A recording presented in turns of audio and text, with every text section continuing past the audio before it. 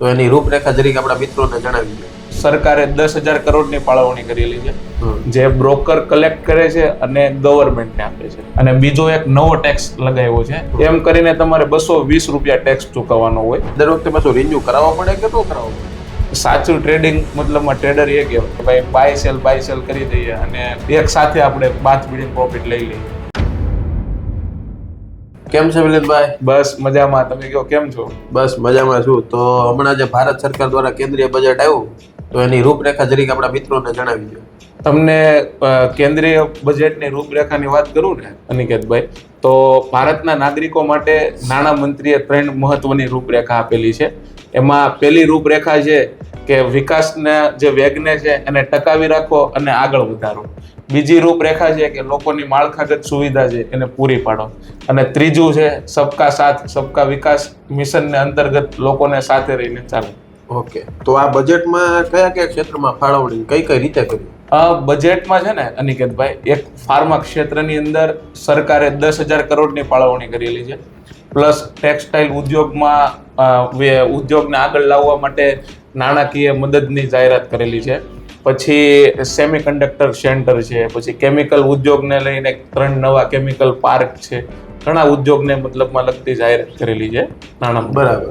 તો આ તો બીજા બધા સેક્ટર થઈ ગયા. આપણા માર્કેટ રિલેટેડ સેક્ટરમાં કઈ જાહેરાત કરી? હા, માર્કેટ રિલેટેડ ક્ષેત્રમાં જાહેરાત કરી છે ને અનિકેતભાઈ. જે બાયબેક શેર હોલ્ડરો છે ને એમને વેલ્યુ પર એમાં ટેક્સ લગાવવાની જાહેરાત કરેલી છે. બરાબર. અને બીજો એક નવો ટેક્સ લગાવ્યો છે એસટીટી, એમની સરકારે જાહેરાત કરેલી છે એસટીટી ટેક્સની. એસટીટી શું છે? એસટીટી ટેક્સ છે ને એ અનિકેતભાઈ સિક્યુરિટી ટ્રાન્ઝેક્શન ટેક્સ, જે આપણે મતલબમાં જે ટ્રેડિંગ કરીએ, જે વ્યવહાર કરીએ એના પર લાગતો ટેક્સ છે, જે બ્રોકર કલેક્ટ કરે છે અને ગવર્મેન્ટને આપે છે. તો ઈ કેટલો લાગે પાછું ક્યારે લાગે? તમને સેગમેન્ટ વાઇઝ અલગ અલગ લાગે અનિકેતભાઈ. માની લો કે ભાઈ ઇક્વિટી તમે ડિલિવરી સેગમેન્ટમાં કામ કરો છો તો તમારે બાય કરો ત્યારે 0.1% અને સેલ કરો ત્યારે 0.1%. તમે 1 લાખના શેર ખરીદો છો ને ત્યારે તમને 100 રૂપિયા ટેક્સ લાગે. અને જ્યારે 1,20,000ના શેરને તમે વેચો છો ત્યારે તમારે 120 રૂપિયા ટેક્સ લાગે. એમ કરીને તમારે 220 રૂપિયા ટેક્સ ચૂકવવાનો હોય. હવે તમને એ જ વસ્તુ ઇક્વિટી ઇન્ટ્રાડેની વાત કરું તમને, તો 0.025%, એટલે કે તમે 1 લાખના શેર જ્યારે વેચો છો ત્યારે 25 રૂપિયા લાગશે. બાય કરવામાં એટલે કે તમે ખરીદો છો ઇન્ટ્રાડેમાં ત્યારે તમારે કોઈ એસટીટી નહીં લાગે. પછી એમ ફ્યુચર સેગમેન્ટમાં છે 0.01% અને ઓપ્શનમાં વિકલ્પ પસંદ કરો તો 0.0125% છે. એ રીતના અલગ અલગ એસટીટીની જાહેરાત કરેલી છે ટેક્સની. તો મારે એસટીટી જોવું હોય તો કઈ જગ્યાએ જોવા મળે? તમારે એસટીટી જોવો હોય ને તો તમારું જે કોન્ટ્રાક્ટનો બિલ બને છે એમાં તમને એસટીટી ટેક્સ છે એ તમને જોવા મળશે. બરાબર. અને એસટીટી દર વખતે પાછું રિન્યુ કરાવવા પડે કે ન કરાવવા પડે?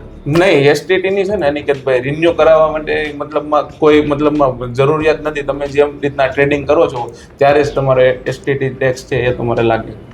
ઓકે, તો તમારા મતે આ જે બજેટ આવ્યું, આપણું નાણાકીય બજેટ આવ્યું, એના પછી લોકોએ શું બાબત કઈ બાબત ધ્યાનમાં રાખવી જોઈએ? મતલબમાં બજેટ પછી હવે તમને હું ટ્રેડિંગની વાત કરું ને તો મેઇન વસ્તુ શું છે કે સવારે જાગીને મતલબમાં માર્કેટ ઓપન થયું તો એવું નહીં કે માર્કેટ ઓપન થયા પછી ડાયરેક્ટ આપણે મતલબમાં બાય સેલ ને ખરીદ વેચાણ ચાલુ કરવું એ નહીં. સાચું ટ્રેડિંગ મતલબમાં ટ્રેડર એ કહેવાય કે પ્રોપર જે સિસ્ટમ છે, જે સેટઅપ છે એને અનુલક્ષીને ચાલે. કે ભાઈ માની લો કે ભાઈ મારા રેન્જની અંદર મારા લેવલમાં આવે તો જ મારે ટ્રેડિંગ કરવું, તો જ બાય સેલ કરવું છે, અધરવાઇઝ મારે માર્કેટને વોચ કરવું છે. અત્યારે મોસ્ટ ઓફ લોકોની મેન્ટાલિટી ટ્રેડર્સની એવી છે કે માર્કેટ ઓપન થઈ ગયું એટલે મતલબમાં શું છે કે ભાઈ બાય સેલ કરી દઈએ અને એક સાથે આપણે બાથ બીડીને પ્રોફિટ લઈ લઈએ.